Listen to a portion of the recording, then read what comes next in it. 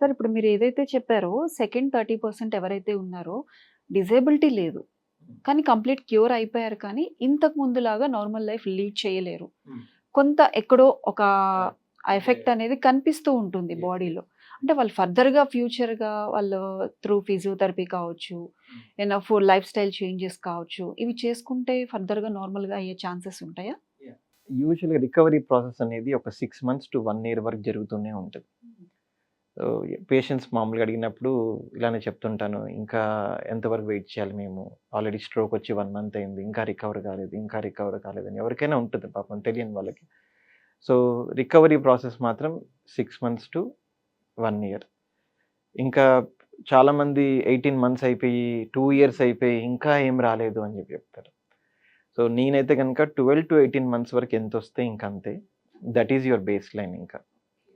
So, దాని తర్వాత మళ్ళీ మనం ఎంత ప్రయత్నం చేసి, ఎంత చేసినా గానీ, కొంతమంది ఆహ్, ఎర్లీ టైమ్‌లో రియాక్ట్ అవ్వరు. ఫిజియోథెరపీ చేయించుకోరు. అంటే వాళ్ళకి నాలెడ్జ్, అవేర్‌నెస్ లేకపోవడం వల్ల. లేట్‌గా రియాక్ట్ అయ్యి ఉపయోగం లేదు. ఎంత ఎర్లీగా మనం ఫిజియోథెరపీ స్టార్ట్ చేసుకుంటే, అంత బాగా రికవరీ అనేది ఉంటుంది. సో, 18 మంత్స్ అయిపోయినాక అప్పుడు రియలైజ్ అయ్యి ఇప్పుడు నేను స్టార్ట్ చేస్తానంటే మాత్రం ఉపయోగం అయితే ఏముండదు. అంటే ఆఫ్టర్ 18 మంత్స్ ఇంకెలా ఉన్నారో ఇంకా అదే continue. That is their baseline. కానీ రికవర్ అవుతారు. పర్సన్ అయితే రికవర్ అవుతారు గానీ కంప్లీట్‌గా కొంచెం ఆ బాడీలో చిన్న చిన్న చేంజెస్ అనేవి. లైఫ్ రిస్క్ అనేది ఫస్ట్ 10 డేసే. ఫస్ట్ 10 డేస్‌లో లైఫ్ రిస్క్ నుంచి బయటపడిపోతారు. దాని తర్వాత recovery process arm, leg, power, speech improvement, memory recovery. So, ఇవన్నీ సో, ఆ 18 మంత్స్ వరకు ఎంత వరకు వచ్చిందో ఇంకా అదే ఉంటుంది. ఓకే. అంటే ఇప్పుడు ఈ బ్రెయిన్ స్ట్రోక్ ఆఫ్టర్ వచ్చిన తర్వాత ట్రీట్మెంట్ అయ్యారు, రికవర్ అయ్యారు, ఇంటికొచ్చేసారు. అంతా నార్మల్ లైఫ్ లీడ్ చేస్తున్నారు. మళ్ళీ ఫర్దర్‌గా వచ్చే ఛాన్సెస్ ఉంటాయా? ఒక్కసారి ఇందాక మనం మాట్లాడుకున్నట్టుగా ఏవైతే రిస్క్ ఫ్యాక్టర్స్ అంటాం. రిస్క్ ఫ్యాక్టర్ స్టేటస్ ఏంటి? చాలా మందికేంటంటే బీపీ ఉండదు, డయాబెటిస్ ఉండదు. వాళ్ళకి పెద్ద వయసు గూడా ఉండదు. స్మోకింగ్, ఆల్కహాలే విపరీతంగా ఉంటది. ఆ రిస్క్ ఫ్యాక్టర్స్‌ని వాళ్ళు ఆపేసారా లేదా? ఆ స్మోకింగ్, ఆల్కహాల్‌ని ఆపేసారా లేదా?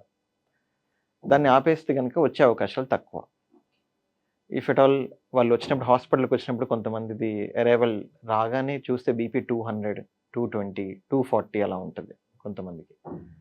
సో, ద రూట్ కాజ్ ఏంటి? ఆ స్ట్రోక్ రావడానికి అన్‌కంట్రోల్డ్ బీపీ. సో, నెక్స్ట్ మళ్ళీ మనకి అది కంట్రోల్‌లో ఉందా? లేదా? అనేది ముఖ్యం. మళ్ళీ అన్‌కంట్రోల్ అయితే గనక మళ్ళీ వచ్చే అవకాశం ఉంటది. సో, మన మెయిన్ ఫోకస్ అంతా ప్రివెన్షన్. మళ్ళీ వస్తే ఈసారి రిస్క్ ఎక్కువ ఉంటుంది. ఆబ్వియస్‌లీ ఎందుకంటే ఒకసారి బ్రెయిన్ స్ట్రోక్ జరిగినప్పుడు కొంత భాగం డ్యామేజ్ అవుతది. అది 5%, 2%, 10 ఎంతో కొంత డ్యామేజ్ అయితే జరిగిపోయింది. ఇప్పుడు సెకండ్ టైమ్ స్ట్రోక్ రావడం వల్ల ఆ ముందున్న డ్యామేజ్‌కి యాడ్ అవుతది తప్ప తగ్గదు. సో, ఇంతకుముందు 5% ఉంది. ఇప్పుడు 5% యాడ్ అయింది. సో, బ్రెయిన్ లాస్ అయిపోయాం. సో, ఎంతో కొంత యాడ్ అవుతది. ప్రాబ్లమ్ అనేది యాడ్ అవుతది. సో, మీరు ఇందాక అడిగినట్టు మళ్ళీ వచ్చే అవకాశం ఉంటదా అంటే, మేము ఒక్కసారి బ్రెయిన్ స్ట్రోక్ వచ్చిందంటే మాత్రం, అది బ్రెయిన్‌లో బ్లడ్ క్లాట్ ఉంటే మాత్రం లైఫ్ లాంగ్ ఖచ్చితంగా మెడికేషన్ వేసుకోవాల్సిందే అని చెప్తాం. రికవర్ అయినా కూడా. రికవర్ అయ్యి వేసుకునేది నెక్స్ట్ ఎపిసోడ్ రాకుండా చేయడానికి. ప్రెజెంట్ ఎపిసోడ్ నుంచి రికవర్ అవ్వడం గురించి కాదు నేను చెప్పేది. నెక్స్ట్ ఎపిసోడ్ రాకుండా ఉండటానికి లైఫ్ లాంగ్ మెడికేషన్ అనేది వేసుకోవాలి. ఇఫ్ ఎట్ ఆల్ కొంతమందికి బ్రెయిన్ హెమరేజ్ ఉంటుంది. ఆ బ్రెయిన్ హెమరేజ్‌లో 100% బ్రెయిన్ అన్‌కంట్రోల్డ్ బ్లడ్ ప్రెషర్ వల్లనే.